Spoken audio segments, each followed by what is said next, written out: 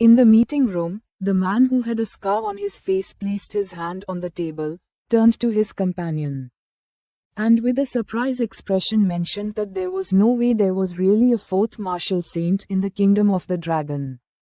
The other man turned to him and calmly began to converse. The woman interrupted and, with a serious tone, revealed that the supreme martial saint had been gravely injured and fled after being defeated by the new martial saint. There was no doubt about this.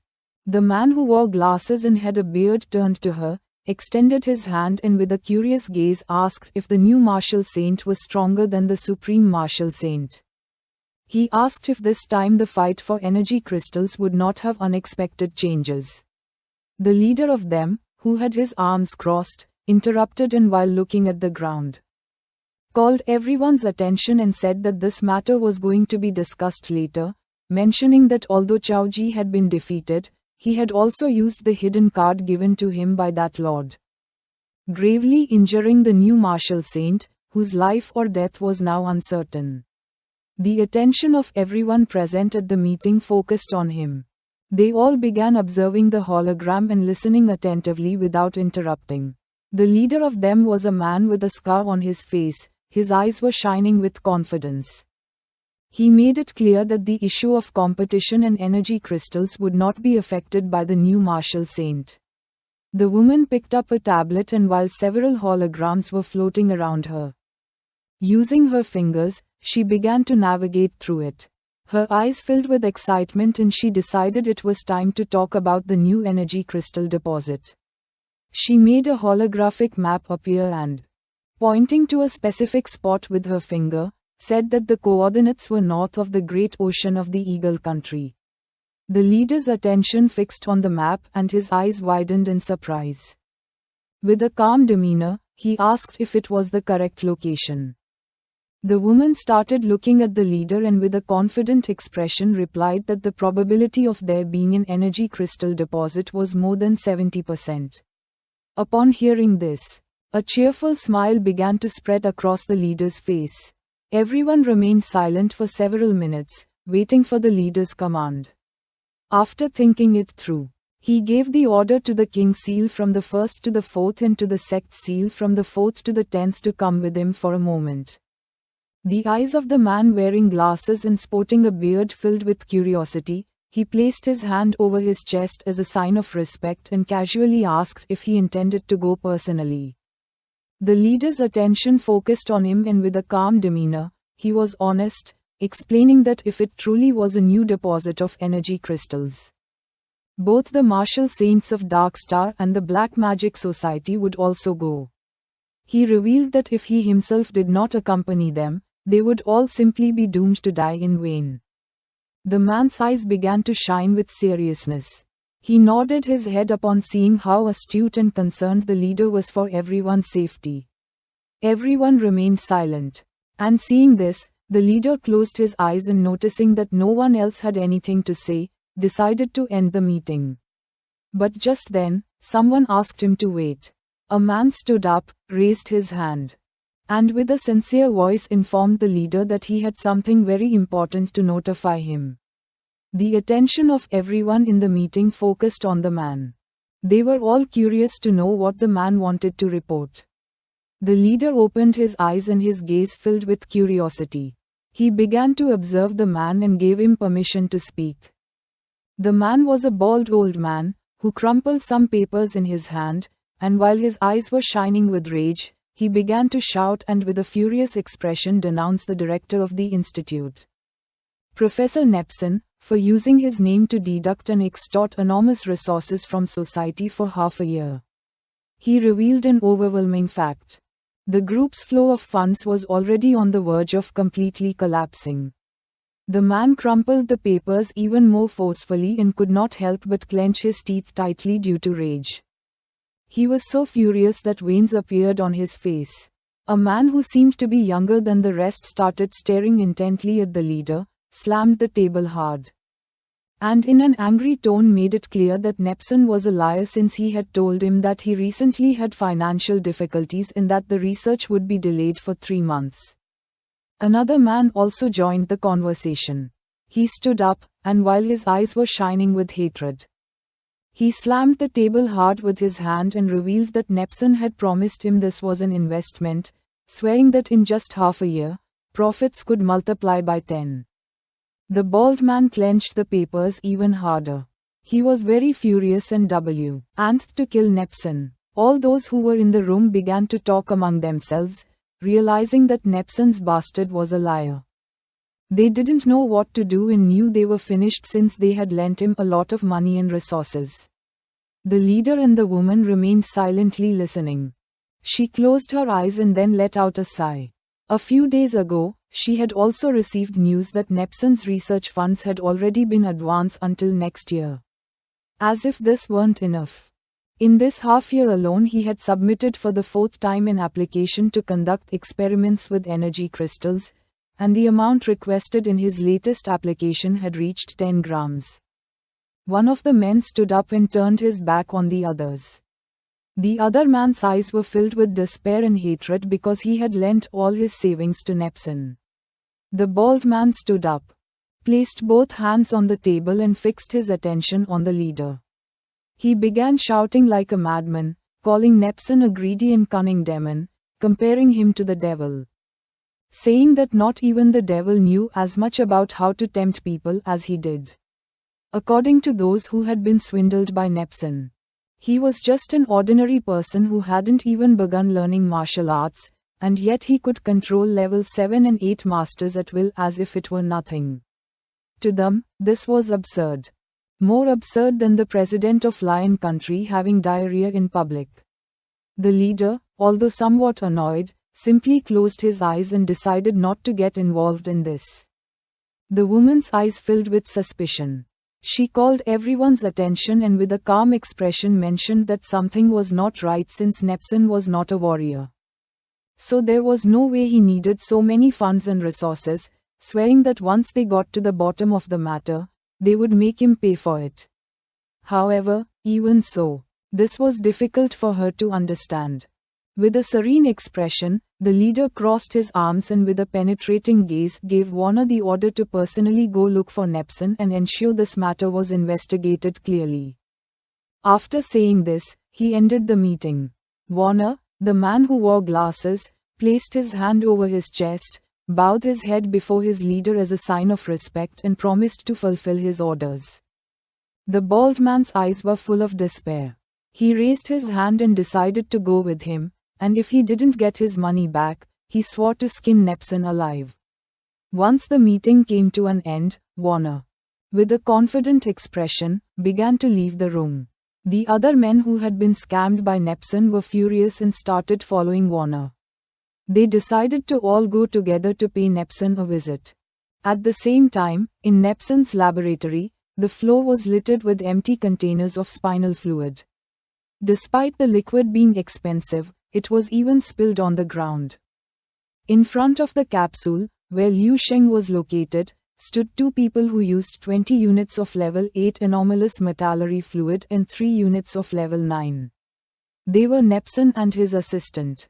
While the girl was holding metallurgy liquid on the shoulder, Professor Nepson was connecting the containers to Liu Sheng's capsule with a smile.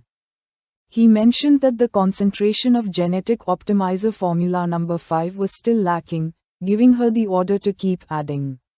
At that moment, a heartbeat was heard, and upon hearing it, Nepson's eyes widened in surprise, leaving him paralyzed with shock. Quickly, he pressed his ear to the capsule and his eyes began to shine with joy. With an excited smile, he asked if she had also heard it. He paid attention and realized that the heart of God had begun to beat. The girl, visibly surprised, placed her hand over her chest and her attention fixed on the capsule, causing her jaw to drop. Her eyes widened in surprise, making her put her hand over her mouth. She used to mock in her diary about Professor Nepson's excessive obsession with ancient myths, but she never imagined that the day would actually come to witness history. When Liu Sheng's corpse was discovered, she saw it with her own eyes. Even Professor Nepson's idea of resurrecting Liu Sheng had been ridiculed by countless people. She would have never thought he would actually succeed. Now Nepon was about to revive a dead god. Nepon stuck to Liu Sheng's capsule, and his eyes widened with excitement. He was as happy as a small child seeing candy for the first time. He couldn't help but smile upon seeing that the wonderful god was awakening. Liu Sheng had given him a revelation and a dream. And now only the moment of the true god's arrival remained. His excitement was interrupted by the sound of an alarm. There was a problem in the laboratory. Nepon detached himself from the capsule and took several steps back. With a confused gaze, he couldn't help but wonder what the problem was, while he was trying to understand the situation. At that moment, the girl, visibly scared, started running towards Nepon and with a gaze full of fear revealed that something bad had happened. Their experiment had been discovered and now many people were forcing their way into the laboratory doors.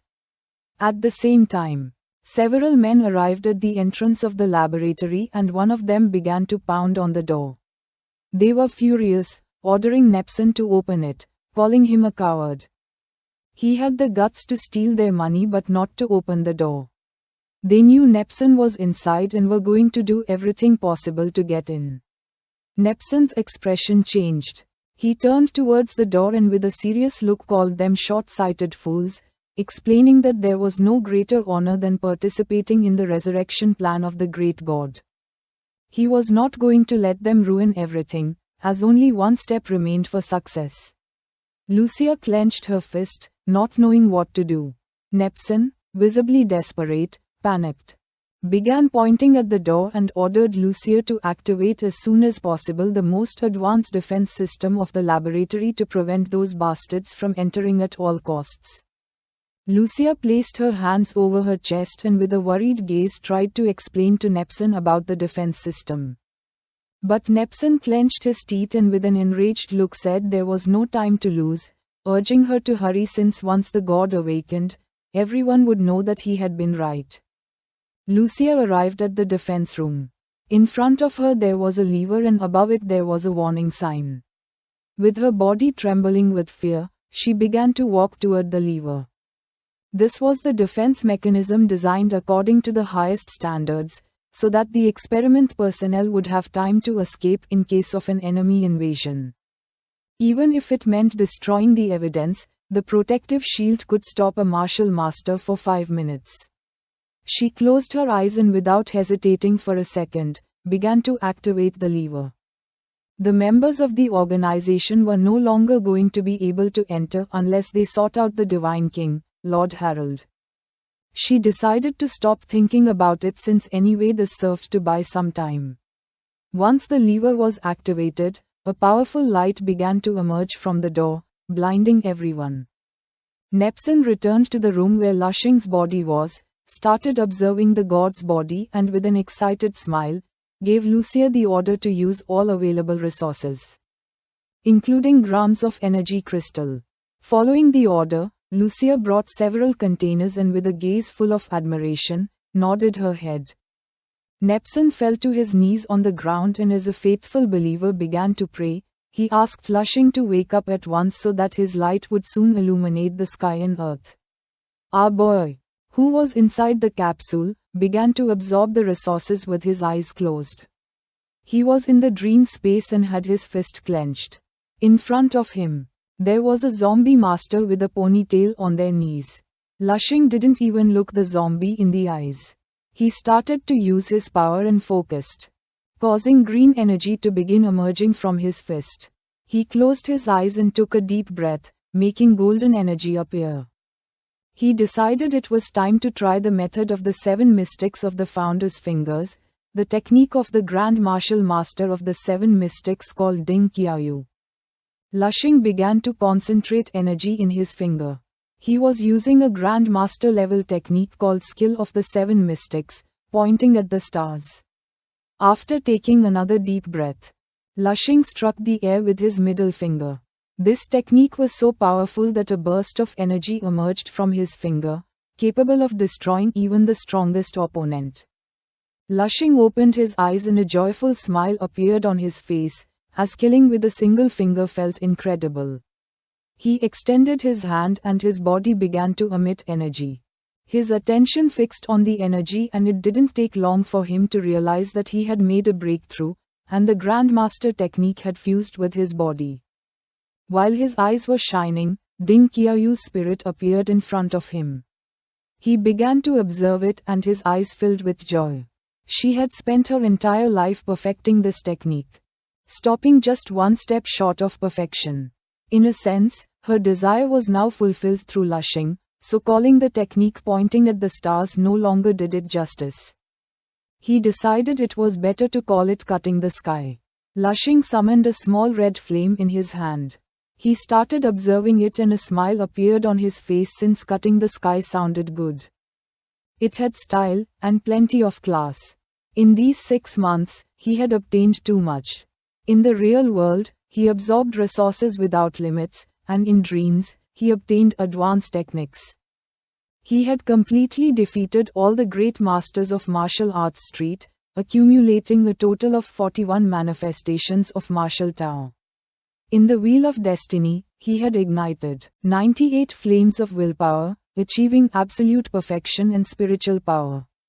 He clenched his fist, and his eyes began to shine with confidence since this space no longer had stronger opponents. He had completed the game in its entirety. In front of him, there was an empty alley with everything destroyed. Lushing stretched his legs and stood still. His eyes filled with suspicion as he turned around. He went on alert since in the real world someone was trying to interrupt. He could no longer keep hiding it. This is the end of the video. If you guys want to see the next part, please subscribe our channel and like and share the video. Welcome to our channel.